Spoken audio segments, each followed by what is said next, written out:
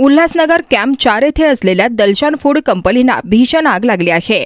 असे मानले जात आहे की ही आग शॉर्ट सर्किटमुळे लागली आहे। या भीषण आगीत कंपनीला मोठा आर्थिक तोटा सहन करावा लागला आहे। सुदैवाने या घटनेत कोणतीही जीवितहानी झालेली नाही। आगीची माहिती मिळताच अग्निशमन दल तातडीने घटनास्थळी दाखल झाले आणि आग आटोक्यात आणण्यासाठी प्रयत्न सुरू केले। या आगीत कंपनीचे बिस्किट आणि इतर साहित्य जळून खाक झाले आहेत, ज्यामुळे कंपनीला कोट्यवधी रुपयांचा तोटा सहन करावा लागला आहे।